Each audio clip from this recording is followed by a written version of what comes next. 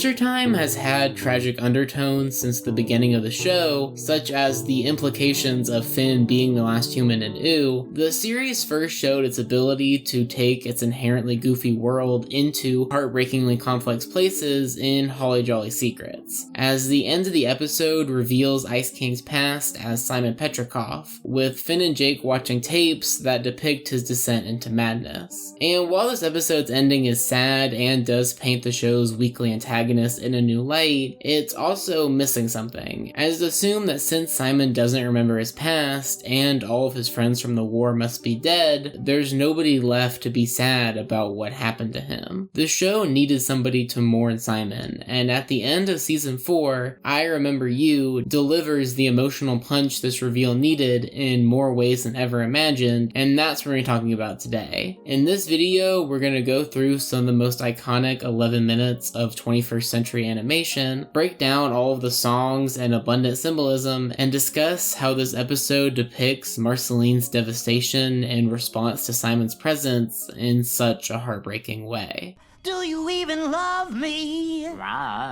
It's rhetorical, Gunther. The way this episode builds up to its central reveal is actually quite interesting, as despite the story primarily being about how Marceline deals with her grief, we start in the Ice Kingdom, with Ice King singing a Gunter-fied version of Marcy's Fry song about her dad, which, in retrospect, is baked in the irony of Simon's descent into madness being the reason that she had to deal with her father's shenanigans in the first place. There are some other clues during this first section that hint towards this episode's ending too, as Ice King mentions his inability to remember his past before heading out to write a song with Marceline. This is a good time to talk about Finn and Jake in this episode for a moment, as while their appearance is easy to write off as an example of the show's initial hesitancy to cut out the second half of Adventure Time with Finn and Jake until the 5th season, they do have some of the best jokes in the episode. Your constant harassment of the female gender makes me sick.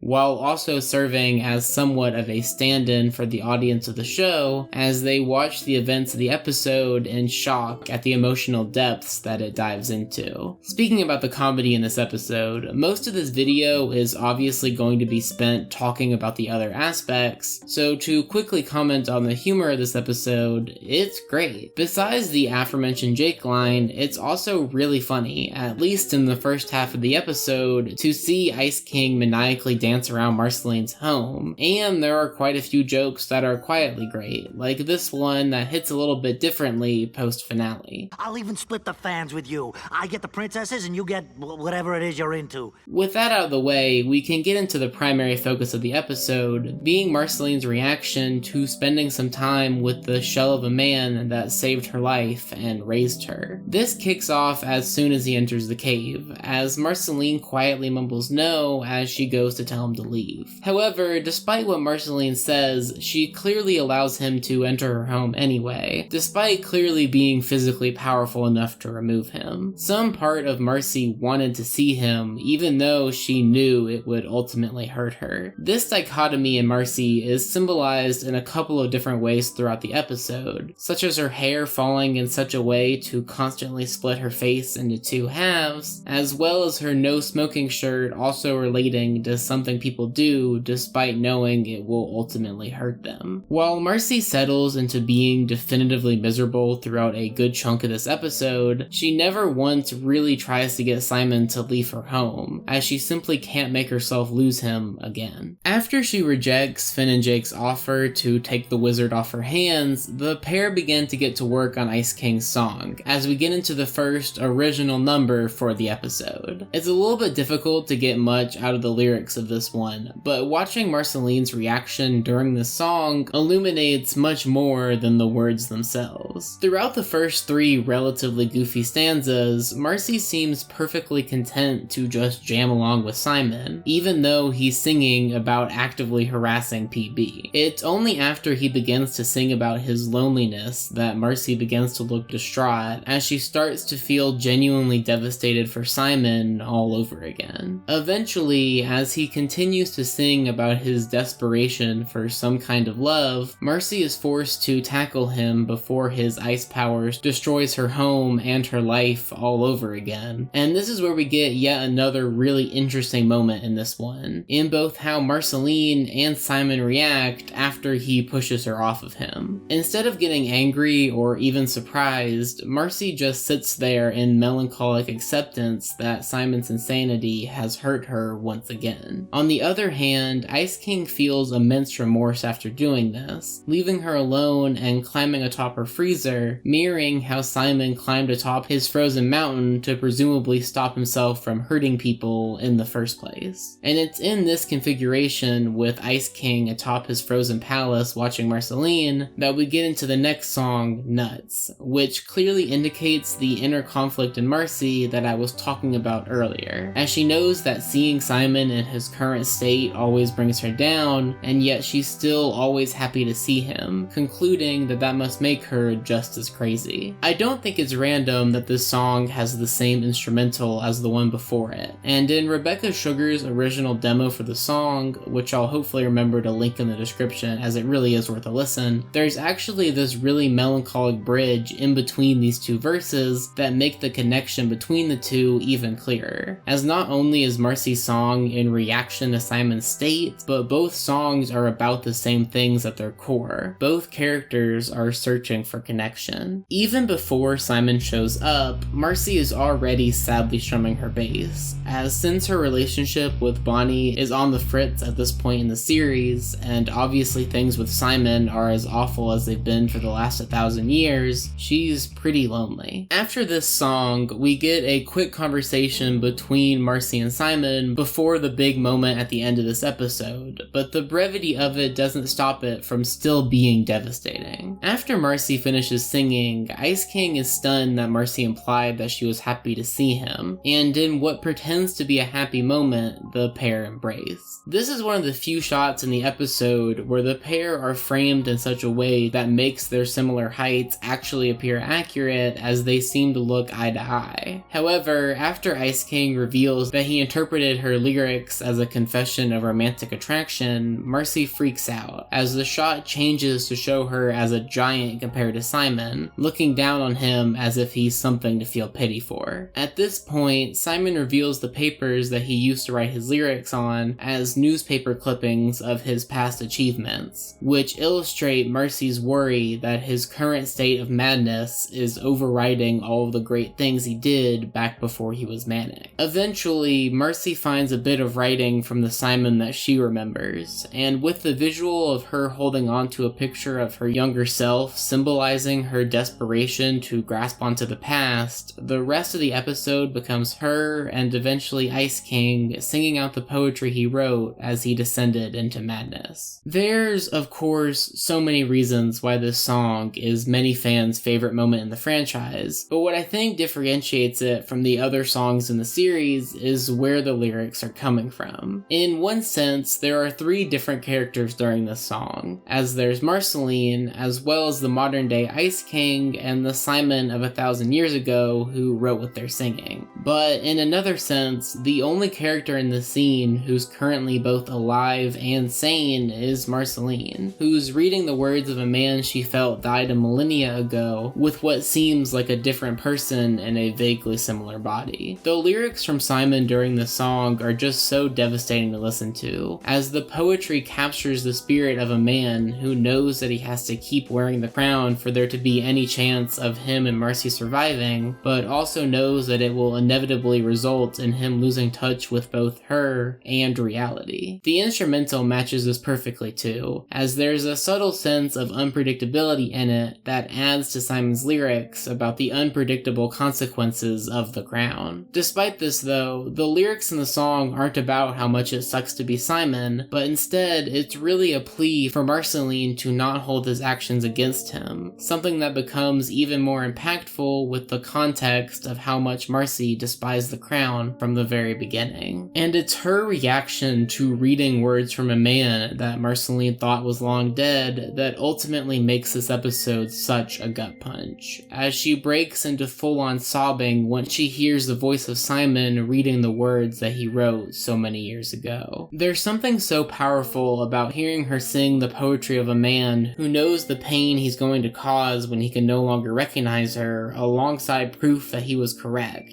As besides a slight frown when singing about the dangers of the crown, the Ice King seems too focused on getting to actually jam out with somebody that he doesn't even pay attention to most of the lyrics. There's no sense of hope in Marceline at the end of this episode, as she knows that Simon has been long gone for quite some time. And while it is implied that this encounter led her to eventually achieve some type of acceptance with Simon's current state, we don't see any sign of that in this episode. Instead, we leave Marcy wallowing in the knowledge of just how much Simon cared about her, and the fact that she'll never be able to get that back. The episode ends with one final gut punch, as we get a glimpse into the formation of the relationship that Marceline has been mourning throughout the entire episode, as we see the two of them meet, with Simon giving Marceline Hambo, recontextualizing why that doll meant so much to her as a representation of the way that Simon changed her life.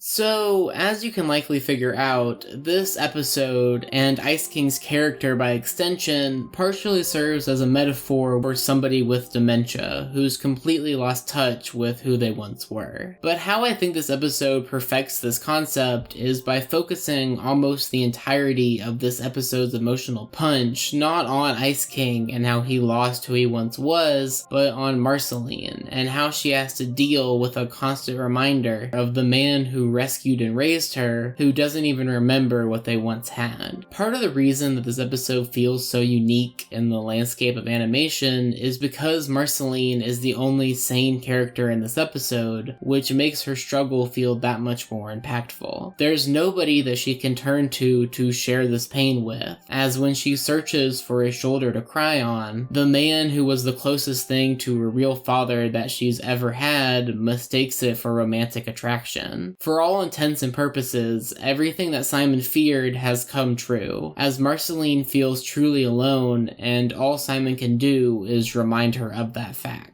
Of course, their relationship is never as bad as it is in this episode, with Marcy eventually somewhat accepting Simon in his current state, and Simon of course eventually being reverted back to his sane state, something we're about to see a whole lot more of in a couple of weeks. But as for this episode, it's a rare early series bad ending episode, so to speak. But then again, I think it's a bad moment that Marceline had to have. During her song, Marcy sings of having to keep moving because of trying to avoid Simon, something that almost certainly didn't help with her loneliness problem, and it's very possible that if this interaction with Simon ended like all their other interactions, that she would have packed up shop again and found another place to live. But because she had this moment with him, a brief mutual understanding that what once was will never truly be again, she's able to start the process of moving on, even if we don't see that in this episode. While I Remember You isn't my absolute favorite episode in the show, although it is very close, I'm not sure there's another quarter hour in the franchise that makes you empathize with a single character as much as this episode does with Marceline. Through 3.5 fantastic songs, an absolute ton of symbolism, and an emotional core that rivals anything else in animation, this episode truly introduced a shift into the more complicated and mature show that Adventure Time would turn into for its last 6 seasons, and it's this shift that made me fall in love with the show and still talk about episodes from it 12 years later.